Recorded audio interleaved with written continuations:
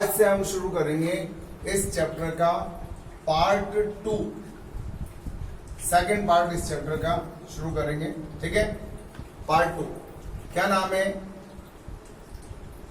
Ampere का परिपथीय नियम।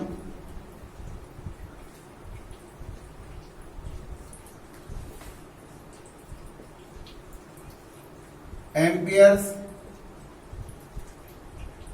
Circuital law, और शॉर्टकट बोलेंगे ACL, amperes circuital law, ACL, ampere का परिपथीय नियम। तो एम्पियर का परिपथीय नियम पढ़ने से पहले आपको एक दो परिभाषाएं पढ़नी पड़ेंगी। जैसे आपने गाउस का नियम पढ़ा है। क्या था गाउस का नियम? किसी बंद पृष्ठ से निकलने वाला कुल विद्युत फ्लक्स फाई नेट का मान समेशन Q अपॉन एप्सिलॉन 0 के बराबर होता है। बंद पृष्ठ से निर्गत कुल विद्युत फ्लक्स का मान उस बंद पृष्ठ में परिबद्ध कुल आवेश और निर्वात की विद्युतशीलता के अनुपात के बराबर होता है। ऐसा ही एसीएल है। और जैसे आपने यहां पर पृष्ठ के लिए लगाया, यहां पर आप पथ के लिए लगाएंगे, पथ के लिए, रास्ते के लिए लगाएंगे। ये क्षेत्रफल के लिए लगता है, पृष्ठ के लिए लगता है, और ये लंबाई के लिए लगता है, क्षेत्रफल के लिए नहीं बल्कि लंबाई के लिए लगेगा। ठीक है, आपने जैसे गाउस का नियम लगाया ऐसे ही एसीएल लगेगा। इसके अंदर कुछ चीजें आपको एक दो परिभाषाएं एक्स्ट्रा पढ़नी है, उसके बाद एसीएल शुरू करेंगे। सबसे पहले चुंबकीय क्षेत्र का परिसंचारण, सर्कुलेशन ऑफ मैग्नेटिक फील्ड, चुंबकीय क्षेत्र का परिसंचारण क्या होता है? देखो, मान लो ये कोई एक बंद पथ है। ये कहां स्थित है? निर्वात या वायु में।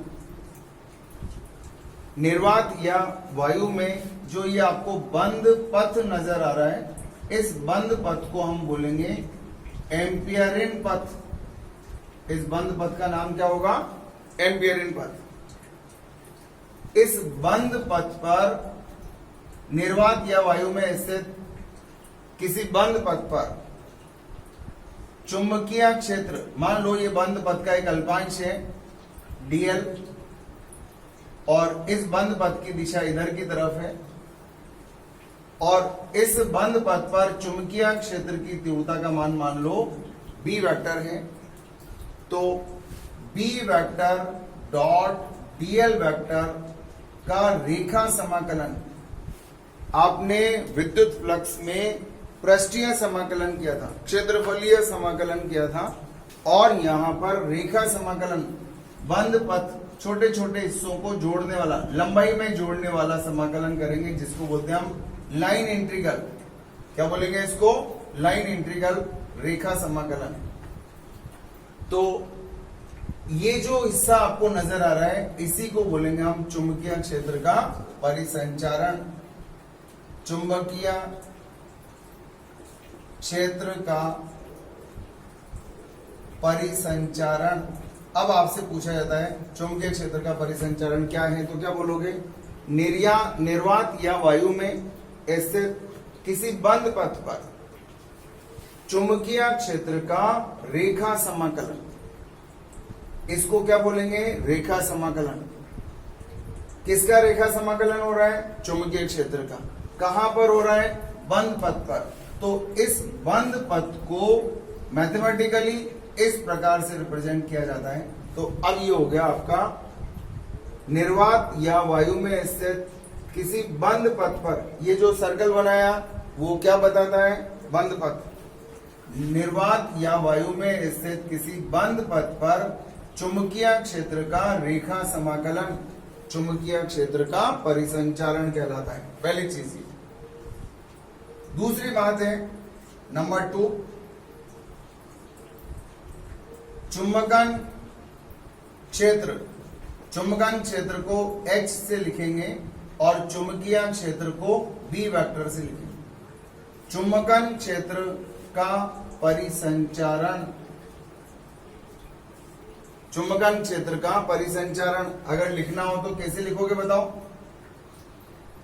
परिसंचारण का मतलब बंद पथ पर, देखो ये बंद पथ बना दिया, और ये समाकलन कौन सा हो गया? रेखा समाकलन।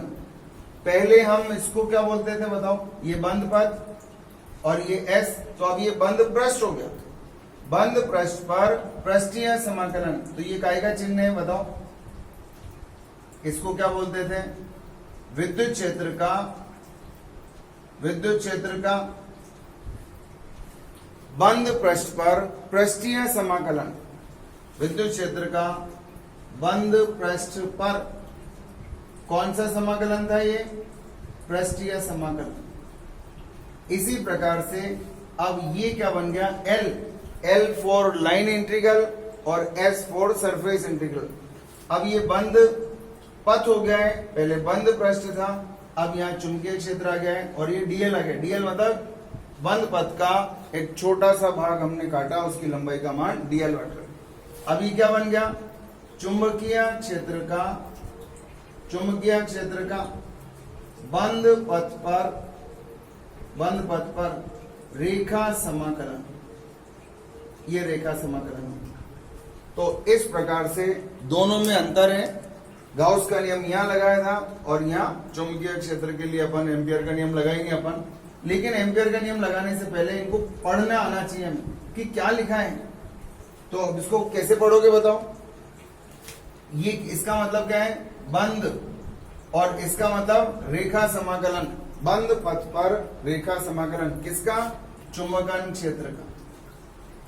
तो ये हो गया चुंबकन क्षेत्र का रेखा समाकलन, चुंबकन क्षेत्र का परिसंचारण कहलाता है। तो परिसंचारण का मतलब हो गया आपको बंद पथ पर इस तरह से चलते हुए जाना है, ठीक है। अब एम्पियर का नियम क्या कहता है? ACL, amperes circuital law, ampere का परिपथीय नियम। एम्पियर का परिपथीय नियम क्या कहता है? देखो पढ़ना सीखो। ये क्या है? बंद पथ पर कौन सा समाकलन? रेखा समाकलन। किसका कर रहे हो? चुंबकीय क्षेत्र का। पढ़ना आएगा, बंद पथ पर चुंबकीय क्षेत्र का रेखा समाकलन। इसका मतलब चुंबकीय क्षेत्र का परिसंचारण। क्या कहलाएगा? ये चुंबकीय क्षेत्र का परिसंचारण कहलाएगा।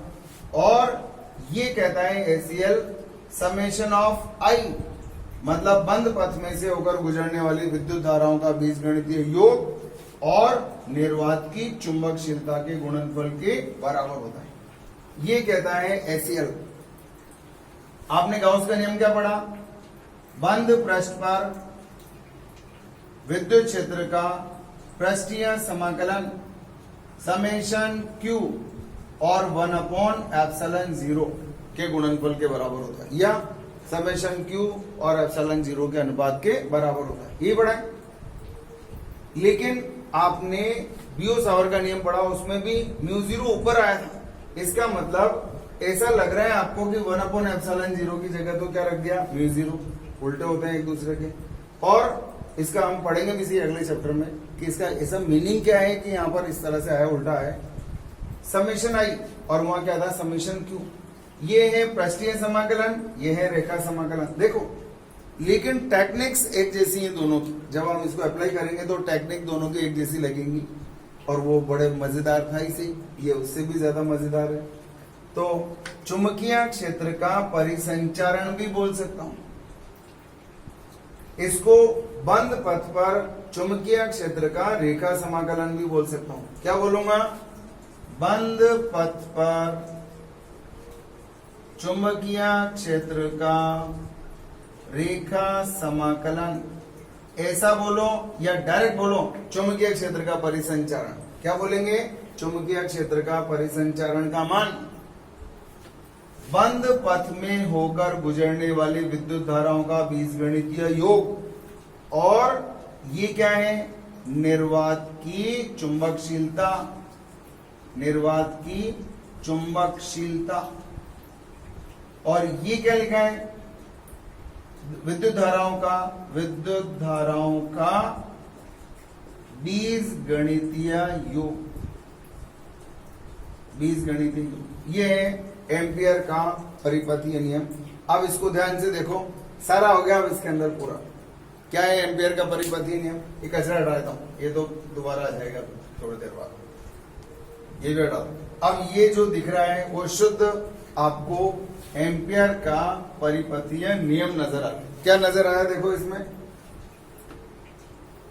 किसी बंद पथ पर चुंबकीय क्षेत्र का रेखा समाकलन, लाइन इंटीग्रल, बंद पथ पर चुंबकीय क्षेत्र का रेखा समाकलन, बंद पथ से होकर गुजरने वाली विद्युत धाराओं का बीजगणितीय योग एवं निर्वात की चुंबकशीलता के गुणनफल के बराबर होता है। बड़ा आसान सा काम, बहुत सीधा सा काम।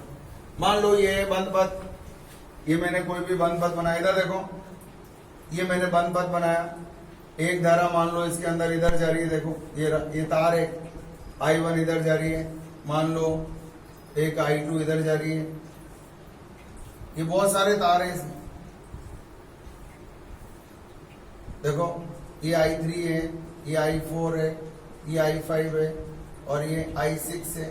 बताओ, और ये क्या बनाया मैंने, देखो ये जो बनाया हुआ आपको नजर आ रहा है, ये है बंद पथ, ये बंद पथ है, देखो ये बंद पथ है। इस बंद पथ को ध्यान से देख लो, इसका नाम है बंद पथ। ये लाइन है, लाइन, पृष्ठ नहीं है, ये बंद पृष्ठ नहीं है। It doesn't contains the area और वॉल्यूम, इसके अंदर वॉल्यूम नहीं है। सिर्फ अगर इसको काट के सीधा कर दूंगा तो ये लंबा हो जाएगा। इसका मतलब ये क्या है, लंबाई है, एक पथ है जिसके ऊपर आपको रेखा समाकलन करना है। अब सुनो, इसको थोड़ा अच्छे से देखना। ये जो बंद पथ है इसकी दिशा आपको डिसाइड करनी है कि मैं इसको इधर चल करके सॉल्व करूंगा या इधर चल करके सॉल्व करूंगा। ये पूरा आपके ऊपर डिपेंड करेगा, आप कैसे भी चले। अगर जैसे मान लो मैं इधर चल लिया तो कोई बात नहीं, इधर वाली धाराओं को प्लस मान लो और इधर वाली धाराओं को माइनस मान लो। और अगर मान लो मैंने ऐसे कर दिया, यूं कर दिया, तो इधर वाली धाराओं, और ऐसा करना भी जरूरी नहीं है, लेकिन ये परिपाटी चली आ रही है पुरानी कि अगर मान लो ये बंद पथ है तो अंगूठे वाली धारा को प्लस मान लो, विपरीत दिशा में माइनस मान लो। लेकिन ऐसा करना जरूरी नहीं है, परिपाटी है इसलिए बता रहा हूं। देखो अब इस बंद पथ में से गुजरने वाली विद्युत धाराओं का बीजगणितीय योग बताओगे क्या हो? समेशन आई क्या है पहले तो बताओ, इसको पढ़ना तो सीखो। समेशन आई क्या है? इस बंद पथ में से गुजरने वाली विद्युत धाराओं का बीजगणितीय योग। ये बंद पथ है, ये धारा इधर जा रही है, मैंने इसको प्लस लिख लिया। ये धारा देखो इधर जा रही है, इसको मैंने माइनस लिख लिया। ये धारा इधर जा रही है, प्लस का I3 लिख लिया, प्लस का I4 लिख लिया, प्लस का I5 लिख लिया और प्लस का I6 लिखोगे इसको, बोलो, या माइनस का I6 लिखोगे या प्लस का लिखोगे, बोलो बताओ क्या करोगे? प्लस का I6 लिखूं या माइनस का I6 लिखूं? सर लिखो ही मत आप, तो ना प्लस लिखो ना माइनस लिखो, इसको हटा ही दो। क्यों? क्योंकि ये तार इस बंद पथ में से होकर नहीं गुजर रहा है। बात समझ में आई आपको? तो अब आपको ये समझ आएगा कि ये समेशन आई क्या है। जिस बंद पथ पर आप चुंबकीय क्षेत्र का रेखा समाकलन लिखना चाहते हो, उस बंद पथ में से होकर गुजरने वाली विद्युत धाराओं का बीजगणितीय योग। अब आप इसको आराम से बोल सकते हैं। एसीएल को एक बार मन में गुनगुना लो, क्या है एसीएल? एक बार जो लिखा है बोर्ड पर उसको पढ़ो, एक बार मन में गुनगुनाओ कि मुझे ये एसीएल किस तरह से दिखाई दे रहा है। एक बार गुनगुना लो, वैसे लिखा हुआ है, इन शब्दों के मीनिंग भी। बंद पथ पर चुंबकीय क्षेत्र का रेखा समाकलन, बंद पथ से होकर गुजरने वाली विद्युत धाराओं के बीजगणितीय योग एवं निर्वात की विद्युतशीलता, निर्वात की चुंबकशीलता के गुणनफल के बराबर होते। कुछ बात समझ में आई? क्या समझ में आया? इधर देख लो वापस, कहां पर?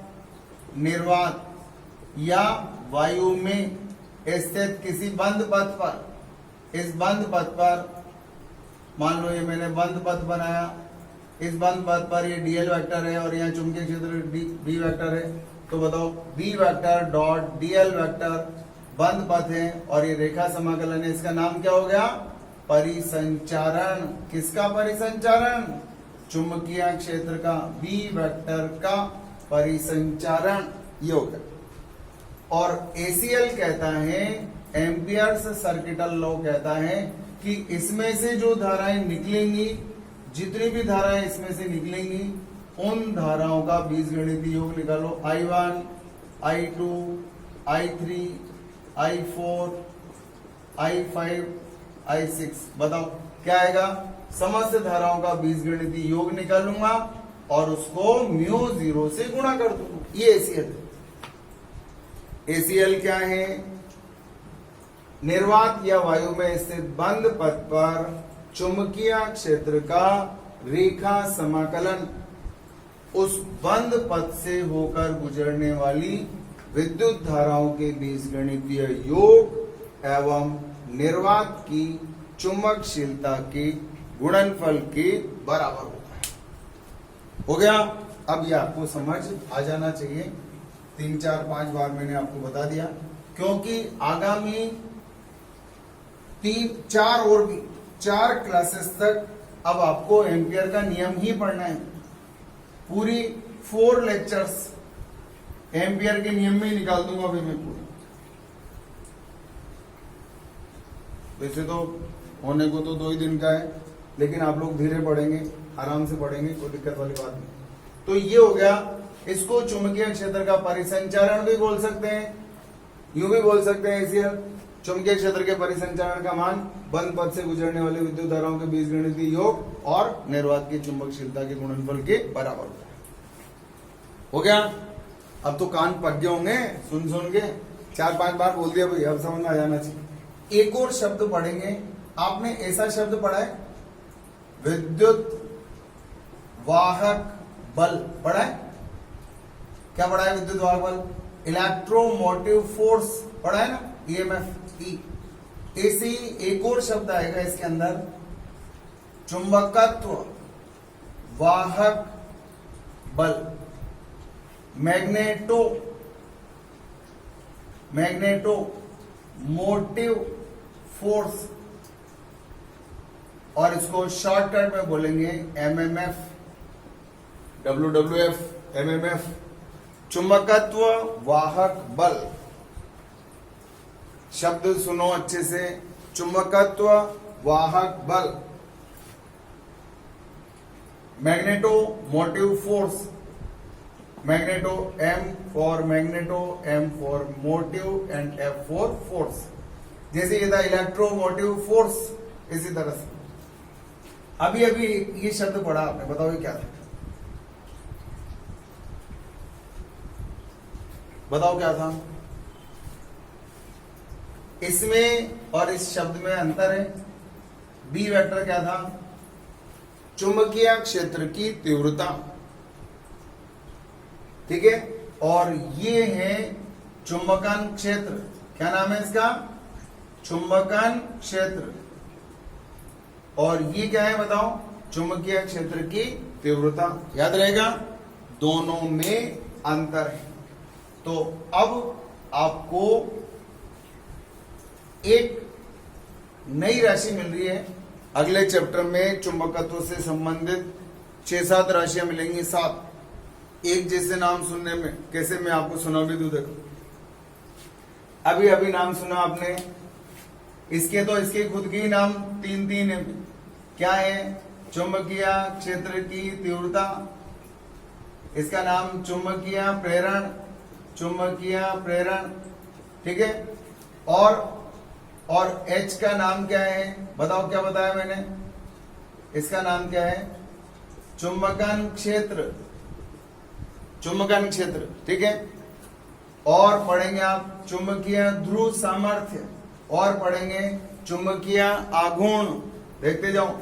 और पढ़ेंगे चुंबकन तीव्रता, और पढ़ेंगे चुंबकशीलता, आपेक्षिक चुंबकशीलता, निर्वात की चुंबकशीलता और चुंबकीय प्रवृत्ति, मैग्नेटिक ससेप्टिबिलिटी, ये पढ़ेंगे। तो ऐसे शब्द आएंगे जिनके आगे चुंबकीय शब्द लगा हुआ होगा, कंफ्यूज भी करेंगे, लेकिन हम इनको पकड़ेंगे मात्रक से, मात्रक से पकड़ेंगे भी, मात्रक से पकड़ेंगे। तो देखते जाओ, क्या नाम बताया इसका? चुंबकन क्षेत्र। बताओ, इसको पढ़ के बताओ क्या लिखा है? चुंबकन क्षेत्र का परिसंचारण, और इसी को ही कहा जाएगा एमएमएफ।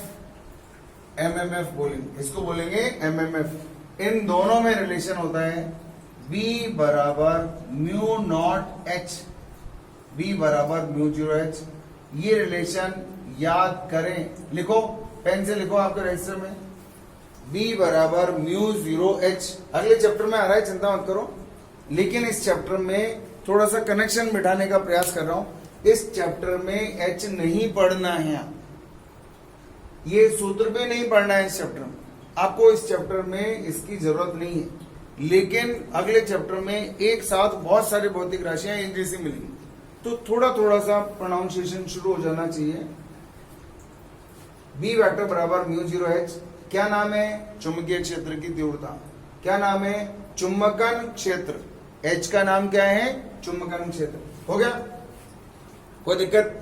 अब देखो, ये हो गया। अब आपसे कोई बोले चुंबकत्व वाहक बल बताओ क्या होता है, क्या बताओगे? बताओ, चुंबकत्व वाहक बल किसे कहते हैं? क्या बोलेंगे? चुंबकन क्षेत्र का परिसंचारण चुंबकत्व वाहक बल कहलाता है। एक तरीका तो ये होगा, कैसे बताओ? एमएमएफ क्या है? H वेक्टर का परिसंचारण। शॉर्टकट तो ऐसे, किसी ने पूछा आपसे चुंबकत्व वाहक बल किसे कहते हैं, तो बोलो चुंबकन क्षेत्र का परिसंचारण चुंबकत्व वाहक बल कहलाता है। ऐसे भी लिख सकते हैं, पूरा बंद पथ पर H वेक्टर का रेखा समाकलन। अब आपसे पूछा जाएगा इसका मात्रक निकालो, ये तो बड़ा भारी काम हो गया यार, इसको मात्रक कहां से निकालूं? मैं तो इसको जानता ही नहीं, लेकिन अब आप लोगों में से कुछ बच्चे तो ऐसे हैं। देखो, मैंने आज आप ही क्या बोला था आपसे? मैंने बोला था, और बिल्कुल सत्य बात है वो, और चाहो तो एक्सपेरिमेंट करके देख लो। क्या आप लोग मॉर्निंग में जब क्लास लेते हैं जूम पर, वैसे तो वीडियो देख लो ना यार, दुनिया ही पढ़ रही है और पढ़ा रही है वीडियो में। क्या बोला मैंने आपसे? मॉर्निंग में जब आप जूम पर पढ़ते हैं, लाइव पढ़ते हैं, तो क्लास का फील लेने के लिए आपको तैयार होकर के बैठिए, तैयार होकर। तैयार होने का मतलब है नहा धो करके, बिल्कुल कंघी वंगी कर कुरा करके। आपको एक चीज बताऊं, अगर आपके बाल बने हुए हैं अच्छे से बिल्कुल साफ सुथरे कपड़े पहने हुए हैं और बाल बने हुए हैं, और फिर पढ़ाई करो, आप पढ़ाई करो, एक चैप्टर पढ़ो या कुछ भी, या नॉवल पढ़ो, बुक पढ़ो, कुछ भी पढ़ो, और थोड़ी देर बाद आप क्या करो, आधा घंटे बाद, 1 घंटे बाद पूरे बाल बिखेर लो, ऐसे पूरे बिखेर दो। बाल बिखेरने के बाद और पूरा गंदा संदा कपड़े चेंज कर लो, गंदे कपड़े पहन लो, और उस नॉवल को पढ़ो। आपको पढ़ने का मन ही नहीं करे। या फिजिक्स का कोई क्वेश्चन सॉल्व कर रहे हो, बाल वाल बिखेर लो ऐसे, उसकी तरह हो जाओ। किसकी तरह? आप समझ गया ना? और फिर उस क्वेश्चन को सॉल्व करो, इरिटेशन आएगा दिमाग में। इसलिए आपको क्या करना चाहिए, मॉर्निंग में बिल्कुल तैयार होकर के बैठिए, ऐसे बैठिए जैसे मैं क्लास में पढ़ने जा रहा हूं।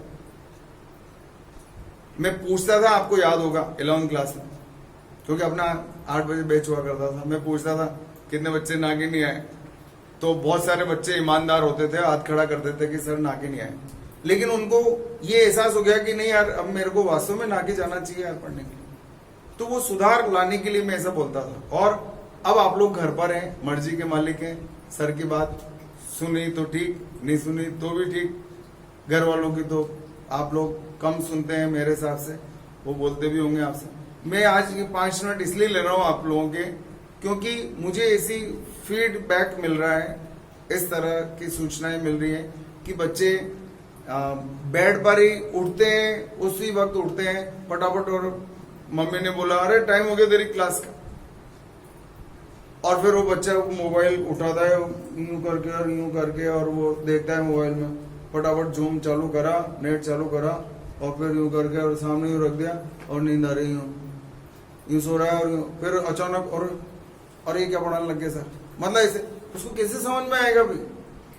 एक बार मैं जैसे बोल रहा हूं ऐसे, इवन दो, अगर हो सके तो टेबल चेयर पर वैसे ही पढ़िए जैसे रजिस्टर लेकर के आप पढ़ते हैं, सामने बोर्ड चल रहा है, मोबाइल को वहां सामने रख दो, इस तरह से अपने बिल्कुल करीब 2 फुट की दूरी पर इस तरह से मोबाइल रख दो, और अपना एंगल इस तरह से सेट कर लो, पेन कॉपी लो, और वैसे ही पढ़ते जाओ जैसे आप क्लास के अंदर पढ़ते हैं, बिल्कुल डिक्टो। हो सके तो आप बिल्कुल जैसे सैंडल पहनते हैं या जूते, मोजे जूते पहनते हैं, ऐसे पढ़कर बैठो तैयार होकर के, बिल्कुल नहा धो करके, कंघी वंगी करके, अच्छे कपड़े पहन करके, घर वालों को भी लगे कि यार बेटा देखो पढ़ने में कितना अच्छे से मेहनत कर रहे हैं। बात समझ में आ रही है आपको? आप एक चैप्टर मेरे हिसाब से पढ़ करके देख लो, देखो कितना आपको अच्छे से समझ में आता है, ठीक है ना। तो क्योंकि मेरे को जो फीडबैक मिल रहा है वो बहुत अच्छा नहीं है अभी, क्योंकि सारे बच्चे अच्छे से पढ़ाई नहीं कर रहे हैं, और जब सारे बच्चे अच्छे से पढ़ाई नहीं कर रहे तो हमें ऐसा लगता है यार हमारी मेहनत खराब होगी। मात्रक बताना था इसका मात्रक निकालना है, कुछ बच्चों ने निकाला होगा, अभी मिलाएंगे। देखो अपन यहां से इस्तेमाल करूंगा, देखो मैंने ये आपको इसीलिए कहा था इसको लिख लो। मुझे एमएमएफ का मात्रक निकालना है, तो देखो मैंने क्या किया, इसका मान रख दिया b/μ0 रख दिया इंटू dl। अब मैंने इस μ0 को बाहर निकाला, 1/μ0 इंटू, देखो ये क्या बन गया, b.dl बन गया ना। ये ACL में आपको नजर आया था अभी क्या नजर आया था, चुंबकीय क्षेत्र का परिसंचारण है जिसका मान कितना होता है, बताओ कितना होता है, μ0 into summation of I। μ0 cut गया, you will have summation I। इसका मतलब क्या हो, और समेशन I धारा 2 एम्पियर 3 एम्पियर सब जोड़ते जाओ, मात्रक क्या है, एम्पियर। तो एमएमएफ का मात्रक क्या हो गया, एम्पियर। 5 स्टार मात्रक है, नाम से कोई भी नहीं बता सकता, और अगर गलती से दिमाग में साउंड हो गया, चुंबकत्व वाहक बल और विद्युत वाहक बल, मात्रक क्या था, वोल्ट, और वो ऑप्शन में आपको वोल्ट भी देगा, तो याद रखना है unit of MMF is ampere and dimensional formula is A1, इसका विमीय सूत्र A1, और मात्रक क्या हो गया, एम्पियर, ठीक है। तो एमएमएफ का मात्रक एम्पियर कैसे आया, एमएमएफ क्या होता है, एमएमएफ बराबर क्या होता है, इधर देखो क्या नाम बोला, चुंबकन क्षेत्र, ये क्या बन गया इसका, परिसंचारण। पढ़ के बताओ, किसी ने पूछा चुंबकत्व वाहक बल किसे कहते हैं, एमएमएफ किसे कहते हैं, क्या बोलोगे, चुंबकन क्षेत्र का परिसंचारण। क्या बोलेंगे इसको, H वेक्टर का परिसंचारण बोलेंगे, ये बोल दिया H वेक्टर का परिसंचारण। बोला सर ये तो बहुत छोटी सी परिभाषा होगी, H वेक्टर का परिसंचारण, या यूं बोलेंगे बंद पथ पर H वेक्टर का रेखा समाकलन, ये बोलेंगे बंद पथ पर H वेक्टर मतलब चुंबकन क्षेत्र, बंद पथ पर H वेक्टर का रेखा समाकलन क्या कहलाएगा, चुंबकत्व वाहक बल। तो दो तो परिभाषाएं हो गई, एक चीज ये याद रखनी है, दूसरी चीज ये याद रखनी है, तीसरी चीज इसका मान किसके बराबर होता है, एमएमएफ का मान। एमएमएफ मतलब ये H वेक्टर डॉट dl, इसका मान किसके बराबर होता है, समेशन ऑफ I के बराबर होता है, निकाला ना, समेशन I के बराबर होता है, ठीक है। इसका मान समेशन I के बराबर होगा। और अब अगर ये पता चल गया तो आपको इसका मात्रक पता चल गया, बताओ क्या आया मात्रक, एम्पियर। विमा क्या आ गई, A1, A1 विमा क्या हो गई इसकी, A1 हो, ठीक है। अब आपको ये समझ लेना चाहिए कि चुंबकत्व वाहक बल क्या है। मैंने यहाँ इतना सारा समय इसलिए दिया, आप इनसे दोस्ती कर लो। ये चुंबकीय क्षेत्र की तीव्रता है, ये चुंबकन क्षेत्र है, और ये चुंबकीय क्षेत्र का परिसंचारण है, ये चुंबकन क्षेत्र का परिसंचारण है। एक और नाम है चुंबकत्व वाहक बल, एक नाम और क्या हो गया, चुंबकत्व वाहक बल। एक बार रिज्वाइन कर लो आप लोग।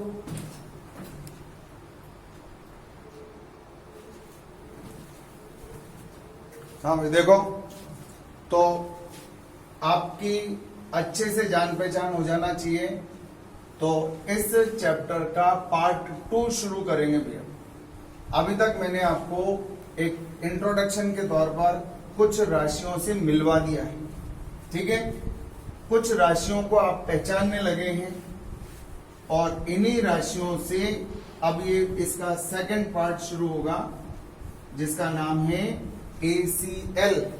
इस चैप्टर का पार्ट 2, क्या नाम, ACL। पूरा नाम एम्पियर्स सर्किटल लॉ, एम्पियर का परिपथीय नियम।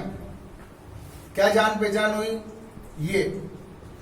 अब पूरा पूरा लिखना, चुंबकीय क्षेत्र की तीव्रता, बोलते जाओ, बताओ इसको पहचाना आपने, क्या है, फटाफट बोलो, क्या है, चुंबकीय क्षेत्र का परिसंचारण। दोस्ती कर लो, दोस्ती करो, चुंबकीय क्षेत्र का परिसंचारण। और देखो इसका मान किसके बराबर होता है, B डॉट dl का मान होता है समेशन I गुणा म्यू 0। क्या बोलेंगे आप इसको, ACL। ये है भाई ACL, हो गया, कोई दिक्कत। अब इनसे मिल लो, जान पहचान कर लो, बताओ क्या नाम है, चुंबकन क्षेत्र। इसका नाम है चुंबकन क्षेत्र। इसको पढ़ना सीखो, H डॉट dl पढ़ के चुंबकन क्षेत्र का परिसंचारण। और पढ़ के बताओ इसको, और क्या बोलते हैं इसको, MMF। क्या बोलेंगे इसको, MMF। इसका मान किसके बराबर होता है बताओ, इसका मान होता है H डॉट dl बराबर समेशन I, और इसी को क्या बोलते हैं, MMF। पढ़ना आएगा, चुंबकन क्षेत्र का परिसंचारण समेशन I के बराबर होता है, जिसको हम चुंबकत्व वाहक बल कहते हैं। इसका मात्रक वही होता है जो धारा का होता है, एम्पियर। और इसकी विमा क्या होती है, A1। इंपॉर्टेंट है क्योंकि नाम से पता नहीं चल पाया, चुंबकत्व वाहक बल नाम से कहां पता चला कुछ, इसलिए ज्ञान होना जरूरी है कि चुंबकत्व वाहक बल क्या है। बात समझ में आई। तो अब हम इस चैप्टर में सिर्फ इसके बारे में डिस्कस करेंगे। तो हमारा पार्ट 2 शुरू होता है अब। इसको पढ़ना शुरू करेंगे। एम्पियरिन पथ शब्द आया था, किसे कहते हैं, जो बंद पथ की आप बार बार बात कर रहे हैं, जिस बंद पथ के बारे में आपने 20 बार बोला, वही बंद पथ क्या कहलाएगा, एम्पियरिन पथ। जिस बंद पथ पर आपने चुंबकीय क्षेत्र का परिसंचारण लिखा, जिस बंद पथ पर चुंबकन क्षेत्र का परिसंचारण लिखा, उसी को हम बोलेंगे एम्पियरिन पथ। तो ये जो सर्कल बना हुआ है वो एम्पियरिन पथ ही है, बंद पथ ही एम्पियरिन पथ के नाम से जाना जाता है, ठीक है। उस एम्पियरिन पथ के अंदर 2 खास बात होना चाहिए। एम्पियरिन पथ में 2 खास बात कौन कौन सी, एक तो धारावाही, जो भी धारावाही हो, तार हो, कुंडली हो, और भी इंस्ट्रूमेंट्स बनाएंगे हम, युक्तियां, धारावाही के परितः सममित होना चाहिए। जैसे आपने गाउस के नियम में पढ़ा था, गाउसीय पृष्ठ दिए गए आवेश वितरण के परिधि सममित होना चाहिए। और दूसरा, बी वेक्टर और डीएल वेक्टर या तो समांतर होना चाहिए और या फिर बी वेक्टर और डीएल वेक्टर परस्पर लंबवत होने चाहिए, जब तो हम इस समाकलन को सॉल्व कर पाएंगे। इसको हम तभी सॉल्व कर सकते हैं, जैसे इस इक्वेशन को सॉल्व करेंगे ना, तभी सॉल्व कर सकते हैं जब या तो लंबवत हो, ताकि हम इस और सममित नहीं होगा, मतलब बी का मान अगर बंद पथ पर नियत नहीं होगा तो हम इसको बाहर नहीं निकाल पाएंगे। मतलब इक्वेशन को सॉल्व करने के लिए बहुत कॉम्प्लेक्सिटी आ जाएगी, मतलब हम इससे सॉल्व नहीं होगा, या सॉल्व भी होगा तो इतनी देर इतना सारा दिमाग लग जाएगा कि हमारा जो काम बहुत शॉर्टकट में होना चाहिए था वो बड़ा मुश्किल हो गया। तो हमारे लिए ये होना चाहिए। हालांकि एम्पियर का नियम आप कहीं भी लगा सकते हैं, सममित नहीं है तो भी लगेगा, ये ऐसा लंबवत समांतर नहीं है तो भी लगेगा। एम्पियरियन पथ पर एम्पियर का नियम तो हमेशा लगना ही लगना है, लेकिन हम जो पढ़ना चाहते हैं वहां पर सुविधाजनक तरीके से एम्पियर का नियम लगे, उसके लिए या तो दोनों समांतर हो, मतलब थीटा का मान 0 हो, या फिर थीटा का मान 90 डिग्री हो, तो हमसे शॉर्टकट में सॉल्व होगा। और हमारा मकसद शॉर्टकट में सॉल्व करना है, सरल तरीके से हल करना है। तो इसके लिए ये दो खूबियां एम्पियरियन पथ में हमारे होना जरूरी है। अगर नहीं होंगी तो भी एम्पियर का नियम तो लगेगा, एम्पियर का नियम मना थोड़ी करेगा, लेकिन हमारा मकसद है आसान तरीके से सॉल्व करना। तो ये है बंधुओं एम्पियर का नियम। अब इसका एक यूटिलिटी इसकी समझा देता हूं। आपने पढ़ा, ये है एक अनंत रेखीय धारावाही चालक था, सीधा धारावाही है, आई धारा प्रवाहित हो रही है और अनंत लंबाई इसकी है, ये लंबाई का मान अनंत है। बताओ, यहां से स्मॉल r दूरी पर चुंबकीय क्षेत्र की तीव्रता का मान आपको ज्ञात करना हो तो आप क्या करेंगे? पुराना वाला सूत्र लगा दूंगा। बोला सर पुराना वाला सूत्र अपने पास ही सी, जिसको हमने दास जी बोला है, क्या था बताओ, याद है क्या? तार के कारण तीव्रता का सूत्र क्या था? Mu not I upon 4 pi और इस लंब दूरी का मान small r into sine phi 1 plus sine phi 2। यही था। फाई 1 क्या था? आधार रेखा से प्रथम सिरे वाली रेखा के बीच का कोण। फाई 2 क्या था? आधार रेखा के दूसरी ओर आधार रेखा और दूसरे सिरे वाली रेखा के बीच का कोण था। और इसको सॉल्व किया था। बताओ यहाँ कोण कितना बनेगा? बताओ 90 डिग्री, ये भी 90 डिग्री बनेगा और इधर भी कोण, क्योंकि अनंत पर है ना, इधर भी कोण 90 बनेगा। साइन 90 और साइन 90 कितना हो गया? ये भी एक, ये भी एक और एक कितना हो गया? 2, और 2 को इससे काटूंगा तो कितना आया? Mu not I upon 2 pi r. 2 pi, ये आ गया आपका आंसर। अनंत लंबाई के तार के कारण तीव्रता का सूत्र mu not I upon 2 pi r आया। लेकिन अब हम ये आंसर एम्पियर के नियम से निकालना चाहते हैं। बड़े ध्यान से देखो, तब हमें पता चलेगा कि एम्पियर का नियम क्या चीज है। हो गया काम? क्या करना है? अनंत लंबाई के सीधे धारावाही चालक के कारण चुंबकीय क्षेत्र की तीव्रता का मान ज्ञात करना है। मैंने क्या किया, यहां से पहले तार पर लंब डाला, ये बिंदु बन गया सी, केंद्र सेंटर बन गया। अब मैंने क्या किया, इसको केंद्र मान करके इस तार के चारों ओर स्मॉल r त्रिज्या का वृत्ताकार बंद पथ बना दिया। अब आपको 3D देखना है। देखो 2D में तो क्या है, उतना फील नहीं आएगा। क्या हो गया? हालांकि चित्र इतना सुंदर बनाता हूं आपको समझ में आएगी इसी, लेकिन 3D में फील होना चाहिए कि बिंदु कहां है। बोला इधर है।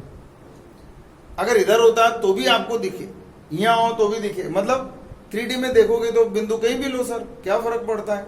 आप कैसा भी चित्र बनाओ हमें समझ में आएगा। तो आपको फील होना चाहिए कि तार है, धारा ऊपर जा रही है और ये बिंदु P है।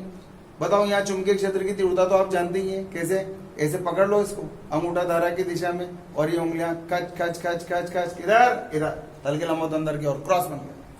अच्छा, अगर बिंदु यहाँ होगा तो बोला यहाँ से इधर जाना, इधर चुंबकीय क्षेत्र अंगूठा धारा की दिशा में रहना चाहिए।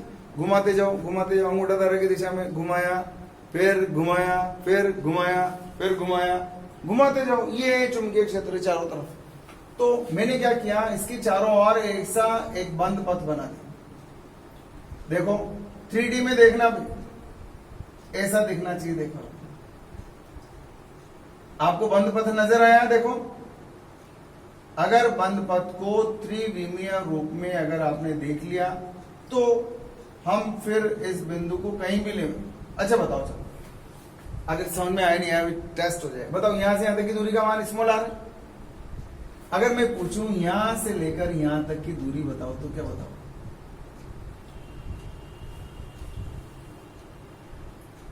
सोचो थोड़ा सा। त्रिविमीय आपको दिख रहा है तो बोला सर दिख तो रहा है, क्या दिक्कत है? सी को केंद्र माना और स्मॉल आर त्रिज्या का वृत्तीय पथ बना दिया। बन गया। तो ऐसा फील करो कि चारों तरफ सर्कल बन गए। ये इस तरह से ऐसा सर्कल बन गया। तो अब मैं ऐसा सर्कल बन गया। अब मैं बिंदु पी यहां लूं, चाहे यहां लूं, चाहे यहां लूं, चाहे यहां लूं, यहां लूं, कहीं भी लूं। कोई बोले यहां तीव्रता की दिशा बताओ, अंगूठा ये देखो अंगूठा धारा पकड़ूंगा ना इसको ऐसे। यहां पूछेगा तो ऐसे, यहां पूछेगा तो अंगूठा इधर ही रहना चाहिए धारा की दिशा। देखो इधर होगा। और अगर यहां पूछेगा तो क्या होगा, ये उंगलियां इधर आएंगी। ये देखो आपकी तरफ होगा, तल के लंबवत भाग उंगलियां बताएंगी। ठीक है। तो अगर आपसे मैंने पूछा कि यहां से यहां तक की दूरी बताओ तो आप क्या बोलेंगे? सर स्मॉल आर ही तो है, ये तो वृत्त है चारों तरफ का। ये तो चारों तरफ का वृत्त बनाया आपने। अब मैंने इसका नाम रख दिया एम्पियरिन पथ। एम्पियरिन पथ जो बंद पथ बना है उसी बंद पथ का नाम क्या है? एम्पियरिन पथ। इस बंद पथ पर एक अल्पांश ले लिया मैंने, ये ले लिया डीएफ ले लिया। मैं यहां भी ले सकता था, यहां भी ले सकता था, यहां लू। अगर आप बोलो तो यहां ले लो, यहां ले लो यार, जहां मर्जी आए वहां लो। पहले मैंने आपको ऊपर लेकर के बता दिया, कोई दिक्कत नहीं है। आप वो तो आपको समझ में आ ही गया। यहां लो आप, यहां बताओ। अगर मैं पूछूं यहां से लेकर यहां तक की दूरी बताओ तो ये भी कितना आएगा? स्मॉल आर आएगा सर। और ये मैंने ले लिया बंद पथ, तो बताओ इस बंद पथ की दिशा इधर ही आएगी। ये आ गई बंद पथ। अब देखो आप इसको फील करो, ये कहां है? ये रहा। यहां लो चाहे यहां लो, स्पर्श रेखा डालो, ये रहा बंद पथ की दिशा। वक्र पर किसी भी बिंदु पर अगर दिशा निकालते हैं तो टेंजेंशियल इस तरह से पथ की दिशा हमेशा। यहां पूछूंगा तो ये स्पर्श रेखा डालो, यहां पूछूंगा तो स्पर्श रेखा, स्पर्श रेखा, स्पर्श रेखा, ऐसे डालते जाओ। जैसे मान लो ये मैं चित्र ऐसे बना दूं, इधर देखो ये सर्कल अगर मान लो इस खड़े तल में बना दो तो यहाँ स्पर्श रेखा इधर, यहाँ स्पर्श रेखा इधर, यहाँ स्पर्श रेखा इधर। ये तो जानते हैं ना आप लोग। इस तरह से जहां मर्जी आए, जहां आप इस पथ की दिशा निकाल सकते हैं, ऐसे निकाल सकते हैं। अब मैंने इस पथ को ऐसे बनाने के बजाय ऐसे बना दिया आपको, तो कहीं भी आप स्पर्श रेखा डालो, बंद पथ की दिशा आ जाएगी। अब यहाँ चुंबकीय क्षेत्र भी बताना है। चुंबकीय क्षेत्र बताओ इस बिंदु पर। बिंदु पहले तो देखो आपको नजर आ रहा है, धारा किधर है देख लिया, पकड़ लो इसको, ऐसे पकड़ लिया। अब उंगलियों को वहां ले जाओ, उस जगह ले जाओ जहां पर आपको चुंबकीय क्षेत्र की तीव्रता की दिशा निकालनी। तो बिंदु ये रहा, हो गया। अब मैं यहां पर ले आया, इस बिंदु पर उंगलियों को लाऊंगा तो कैसे आएगी? देखो अंगूठा धारा की दिशा में, ये उंगलियां इधर आएंगी, तो चुंबकीय क्षेत्र की दिशा भी इधर ही आएगी। देखो चुंबकीय क्षेत्र भी इधर ही आएगा, इसी दिशा में आएगा, दोनों एक ही दिशा में आएंगे। और दोनों एक ही दिशा में आएंगे, इसका मतलब इन दोनों के बीच का कोण क्या होगा? बी वेक्टर और डीएल वेक्टर दोनों एक ही दिशा में हो गए। और इसका मतलब क्या हो गया? दिस इंप्लाइज थीटा बराबर क्या हो गया? 0। और मैंने एम्पियरिन पथ के अंदर आपको बताया भी था, एम्पियरिन पथ की खास बात, या तो थीटा 0 या थीटा 90 डिग्री। अगर यहां लेता तो क्या होता? डीएल वेक्टर इधर आया था, स्पर्श रेखा, और चुंबकीय क्षेत्र भी अगर मैं यहां लूंगा तो चुंबकीय क्षेत्र भी क्या आएगा? इधर ही आएगा, इस तरह से दिख रहा है। यहां लूंगा तो इधर, यहां लूंगा तो इधर, यहां लूंगा तो इधर। अंगूठा धारा की दिशा में होना चाहिए, बस इतना सा आपको ध्यान रखना है। यहां पूछेगा तो इधर होगा, इधर होगा, इधर होगा, इधर होगा। पूछो ना यार, मर्जी है जहां पूछो ना, क्या दिक्कत है? कुल मिलाकर के अच्छा एक चीज और बताओ, ये दूरी आ रही है, ये दूरी भी आ रही है, बताओ यहां से यहां तक की दूरी कितनी आएगी? ये भी आ रहेगी, पक्का है आ रहेगी। इसका मतलब तीव्रता का मान जितना यहां होगा उतना ही यहां होगा और उतनी ही तीव्रता का मान यहां होगा। तो ये जो आपने बनाया है इसका नाम क्या रख दिया, एम्पियर इन पथ। बताओ तार के चारों ओर एक जैसा है या नहीं है, बिल्कुल एक जैसा है। इसका मतलब क्या है, B का मान इस एम्पियर इन पथ पर क्या होगा, नियत। इस एम्पियर इन पथ पर B का मान नियत क्यों होगा, सोच लो, थोड़ा सा फील कर लो, चित्र को त्रिविमीय देख लो और फील करके देखो कि ये तार है, ये चारों तरफ एम्पियर इन पथ dot dot dot dot dot बना हुआ है। इस दूरी का मान आ रहे, ये आ रहे, ये आ रहे। जितनी तीव्रता यहाँ है उतनी तीव्रता यहाँ है, उतनी तीव्रता यहाँ है। दिशा, ये थी दिशा। यहाँ पूछो इधर इधर इधर इधर इधर इधर इधर, उंगलियां बताएंगी आपको दिशा, लेकिन अंगूठा धारा की दिशा में ही होना चाहिए। एम्पियर का नियम लगा दो, क्या कहता है, एसीएल। एसीएल लगाने पर, एसीएल का पूरा नाम एम्पियर सर्किटल लॉ, लगा दो साहब, एसीएल लगाओ, लगा दो। एसीएल क्या कहता है, एसीएल बंद पथ पर, पथ प्रश्न नहीं, क्या पथ, बंद पथ पर चुंबकीय क्षेत्र, ये रहा चुंबकीय क्षेत्र का रेखा समाकलन, line integral equals to summation I का म्यू नॉट टाइम्स, हो गया। बंद पथ पर चुंबकीय क्षेत्र का परिसंचारण बंद पथ से गुजरने वाले विद्युत धाराओं के बीजगणितीय योग और निर्वात की चुंबकशीलता के गुणनफल के बराबर। बिंदु गुणनफल खोलना आपको आता है, E डॉट बी बराबर जानते हो, बोलो। पहले का परिमाण A, दूसरे का परिमाण B और दोनों के बीच के कोण की कोज्या जानते हो, अरे जानते हैं यार, अदिश गुणनफल होता है ये। A डॉट बी, पहले का परिमाण ये आ गया, दूसरे का परिमाण ये आ गया, दोनों के बीच के कोण की कोज्या ये आ गई। वहां भी करके देखो, ट्राई मारो, कहा आता है, देखें कहा आ रहा है भैया, आजा आजा आजा आजा आजा आजा, बताओ। पहले का परिमाण B, दूसरे का परिमाण DL और दोनों के मध्य का कोण, कहां है कोण, कहां है कोण, कहां है कोण, B और L दोनों एक ही दिशा में, तो कोण कितना हो गया, 0, म्यू 0। ये क्या है भैया,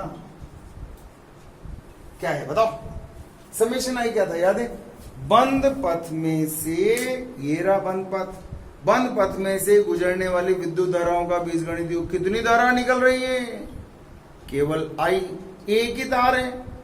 इस बंद पथ में से, बंद पथ दिखाई दे रहा है त्रिविमीय, अगर आपको नजर, इस बंद पथ में से गुजरने वाली विद्युत धाराओं का बीजगणितीय योग, अरे भैया विद्युत धारा है ही एक, I है, योग करेंगे तो भी I आएगी। 10-20 तार होते तो फिर भी अपन सोचते, अभी तो धारा का मान कितना आएगा, I के बराबर। ये 0 कहां से आया, यहां से आया भैया, थीटा बराबर 0, क्योंकि B वेक्टर और DL वेक्टर दोनों एक ही दिशा, कैसे एक ही दिशा में, इधर चक चक चक चक चक, दोनों एक ही दिशा में, थीटा का मान 0 हो गया। अब तो सॉल्व हो जाएगा। एक खास बात और नजर आ रही है, B का मान नियत नजर आ रहा है क्या, देखो बंद पथ, देखो बंद पथ देखा आपने, बंद पथ की दूरी का मान बताओ, इस बंद पथ को ध्यान से देखो और बताओ, यहां से यहां की दूरी R R R R सब जगह, तो चुंबकीय क्षेत्र B B B B B सब जगह B आएगा। देखो मैंने दूरियां बता दी, एक यहां से यहां तक R, ये R, ये R, ये R, ये R, R R R R, B का मान नियत, 1 2 3 4 चीजें काम में लिए हैं। अगर ये नियत है तो क्या कर रहे हैं, इसका, इसको बाहर निकाल लेंगे, फिर ये बाहर आके भाई साहब आ जाओ, बाहर निकलो यहां से, क्यों निकलो, आप तो कांस्टेंट हो, आ जाओ बाहर, अंदर बच गया DL। cos 0 क्या होता है, cos 0 इज 1, मैक्सिमम वैल्यू बराबर म्यू नॉट I। और ये तो जाना पहचाना है, E का है, क्या है ये, DL, ये रहा DL, क्या है DL, ऐसा लग रहा है एम्पियर इन पथ का छोटा सा हिस्सा है, एम्पियर इन पथ के छोटे से भाग की लंबाई, इस छोटू की लंबाई DL है, अगर मैंने इसका समाकलन कर दिया तो सारे अल्पांशों की लंबाइयों को जोड़ देगा ये, और अगर मैं सारे अल्पांशों की लंबाइयों को जोड़ दूंगा तो इसको इसको इसको इसको इसको जोड़ो जोड़ो जोड़ो जोड़ो जोड़ो जोड़ो जोड़ो जोड़ो जोड़ो, बताओ कितना आया? पूरे बंद पथ की लंबाई, पूरे बंद पथ की लंबाई आई भाई साहब, और पूरे बंद पथ की लंबाई का मान आएगा 2 पाई स्मॉल r। वापस देखो, ये क्या है? ये क्या है बताओ? ये है इस एम्पेरिन पथ के छोटे से भाग की लंबाई। अगर समाकलन कर दिया तो इसका अर्थ हो गया आपने सभी लंबाइयों को जोड़ दिया है। अब ये छोटी छोटी लंबाइयां सारी जुड़ेंगी तो पूरी लंबाई आ जाएगी, और पूरी लंबाई है बंद पथ की लंबाई परिधि के बराबर होगी, 2 पाई r के बराबर होगी। And you will find your proper answer that you already know V equals to mu naught I upon 2 pi r. This is your well known answer. आप इसको पहले से जानते हैं। देखो पहले कितनी मुश्किल से आया था, याद है? पहले तो दास जी का सूत्र निकाला अपन ने, कौन सा? अनंत लंबाई का। पहले सीमित लंबाई का निकाला, फिर अनंत लंबाई के लिए कोणों के मान निकाले, ये φ1 और ये φ2 का मान निकाला, और फिर सूत्र निकाला b बराबर mu not I upon 4 pi r into sine φ1 plus sine φ2 निकाला था। φ1 का मान 90 डिग्री रखा, ये भी 90 डिग्री रखा, साइन 90 का मान 1, ये भी 1 और 1 कितना हो गया? 2। इस 2 को इससे 2 से काट दिया था मैंने, कितना आया था? म्यू नॉट आई अपॉन 2 पाई। बताओ कौन सा सस्ता लगा, ये या ये? ये तो बहुत सीधा है। तो भैयाओं अब आपको दो तरीके पता चल गए। एम्पियर का नियम बहुत सीधा है, एक बार इसको ध्यान से देखो, क्योंकि इस टॉपिक को सॉल्व करने से राजस्थान बोर्ड के 2 मेजर क्वेश्चन सॉल्व कर दूंगा केवल इस छोटे से टॉपिक से। छोटे से टॉपिक से राजस्थान बोर्ड के 2 क्वेश्चन पूरे सॉल्व हो जाएंगे, आपके मेजर क्वेश्चन है दोनों। एक बार 5 मिनट के लिए देख लो। अनंत लंबाई का तार, ये अनंत लंबाई का तार हो गया, धारा का मान आई होगा। इस बिंदु पर चुंबकीय क्षेत्र की तीव्रता का मान ज्ञात करना है। यहां से इसके ऊपर लंब डाला, नाम सी रख दिया, ये यहां। तो मैंने क्या किया, एम्पियर का नियम लगाने की सोचा। भाई साहब एसीएल लगाएंगे अपन। एसीएल के लिए मैंने जो ही सोचा तो मैंने सोचा यार ये तो बंद पथ तो बनाऊं पहले, तो मैंने इसके चारों ओर ये बंद पथ का निर्माण कर दिया, ये बंद पथ बन गया। और एसीएल कहता है अगर बंद पथ पर अगर आप चुंबकीय क्षेत्र का परिसंचारण लिखोगे तो उसका मान म्यू नॉट इंटू समेशन आई के बराबर होगा। ये एसीएल लग गया साहब, लग कहां गया? अभी तो लगाएंगे इसमें। अब मैंने देखा यार कि ये चारों तरफ मैंने इसके बंद पथ बनाया। बंद पथ पर अब मैं यही आश्रित क्यों रहूं? मैं अगर बंद पथ यहां बनाऊं तो बताओ इस दूरी का मान भी आ आएगा, यहां लूंगा तो इस दूरी का मान भी आ आएगा ना? अगर मान लो मैं यही अल्पांश ले लूं तो बताओ क्या होगा? ये अल्पांश अगर यही ले लूं तो ये डीएल इस दिशा में। अब चुंबकीय क्षेत्र देखना है, आप लगा लो साहब। देखो इसको यहां से हटा लिया करो ताकि आपको ऐसा लगेगा, अच्छा लगेगा। ये बंद पथ, ये बंद पथ नजर आ रहा है। अब यहां पर निकालना है तो देखो अंगूठा धारा की दिशा में, और ये चुंबकीय क्षेत्र भी इधर ही आएगा, जिधर बंद पथ है उधर ही चुंबकीय क्षेत्र भी आएगा। तो चुंबकीय क्षेत्र और ये दोनों एक ही दिशा में मिले, इसका मतलब थीटा का मान कितना आया? 0 डिग्री। इसका नाम क्या रखा आपने? एम्पियरिन पथ। क्या खास बात होगी? सब जगह की दूरियां समान है, इसका मतलब बी का मान क्या हो गया? नियत। बी का मान नियत हो गया। अब एसीएल को सॉल्व कर लो, बड़ा आसान काम। बिंदु गुणनफल खोल के बताओ क्या होता है, फटाफट। बी डॉट डीएल को खोलना आएगा। इसका परिमाण बोलो, इसका परिमाण बी, इसका परिमाण डीएल, दोनों के बीच के कोण की कोज्या। बंद रेखा समाकलन ऐसे किसी है। बराबर म्यू नॉट इंटू, इसको पढ़ के बताओ। इस बंद पथ में से, ये रहा बंद पथ जो आपने बना रखा है, इसमें से गुजरने वाली विद्युत धाराओं का बीजगणितीय योग। बोला यार इसमें से तो एक ही तो धारा जा रही है, तो इसका मान कितना आ गया, आई के बराबर। समेशन आई का मान किसके बराबर आया, आई के बराबर। बंद पथ में से गुजरने वाली विद्युत धाराओं का बीजगणितीय योग। क्या करें बताओ, क्या करना है? ये कह रहा है एम्पियर इन पथ की भैया यहां से दूरियां समान है, तो सब जगह बी कांस्टेंट है, तो बोला आप आजा बाहर आ जाओ। ये बाहर आ गया, अंदर बच गया डीएल। कॉस 0 का मान 1 के बराबर, याद है क्या? कॉस 0 का मान 1 के बराबर होता है। ये हो गया 1 के बराबर, म्यू नॉट इंटू समेशन आई की जगह आई हो गया। अब ये क्या है? अब आगे से आगे दिमाग चलेगा अब आपका, उसके ऊपर पूर्ण भरोसा होना चाहिए। पढ़ो आराम से। ये क्या लिखा है? इस एम्पियरिन पथ के अल्पांश की लंबाई है। समाकलन करने का मतलब हो गया सभी अल्पांशों की लंबाइयों को आपने जोड़ दिया है। ये समाकलन का मतलब हो गया। सारे अल्पांशों को, इसको इसको इसको इसको इसको इसको इसको सबको टिक टिक टिक टिक टिक टिक टिक टिक टिक टिक पूरा जोड़। अगर मैं पूरा जोड़ दूंगा तो पूरे एम्पियरिन पथ की लंबाई आ गई, पूरे की लंबाई आ गई, पूरे की, क्योंकि हमने समाकलन कर दिया, इंटीग्रेट कर दिया, जोड़ दिया है। और पूरे पथ की लंबाई का मान आएगा 2 पाई। अब तो आ गया भैया म्यू नॉट आई। बी बराबर क्या आया बताओ? ये तरीका आसान है या पहले वाला आसान था? बोलो, पहले वाला आसान था। मेरे स्टूडेंट हमेशा यही बोलने चाहिए, पहले वाला बहुत सीधा था सर, पहले वाला बहुत सीधा था। ये तो सर आम जनता के लिए, ये तरीका तो सामान्य बच्चों के लिए, अपने लिए तो वही बेस्ट है सर।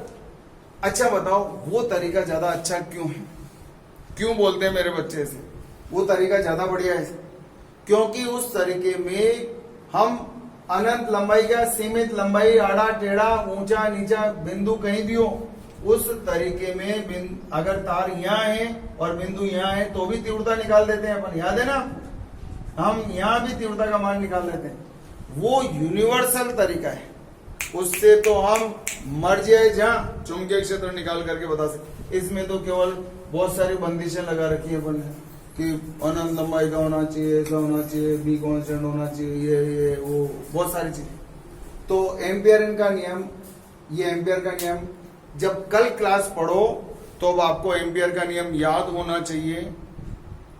मैंने आपसे बोला है बिल्कुल तैयार होकर के बैठना कल, और फिर मुझे बताना सर आज मेरे को ज्यादा अच्छे से समझ में आया, आज मेरा मन भी लगा पढ़ने में। कल मैं आपसे रिपोर्ट भी लूंगा, फीडबैक लूंगा, मेरे को व्हाट्सएप पर भेजना, मजा आएगा सर पढ़ने में। तो कल आपको ये एम्पियर का नियम याद होना चाहिए। और ये जो डेरिवेशन है अब आपको बिना पढ़े, अब पढ़ना मत इसको, बिना पढ़े जो सोचा है आपने उसको उतार देना कागज के अंदर, पूरा डेरिवेशन, और उसके अंदर लिखना आपके दिमाग ने क्या क्या सोचा, और वो मेरे को व्हाट्सएप कर देना चाहो कि मैंने ऐसे सोचा, क्या क्या उसके अंदर थॉट्स आपके बन रहे हैं, ठीक है?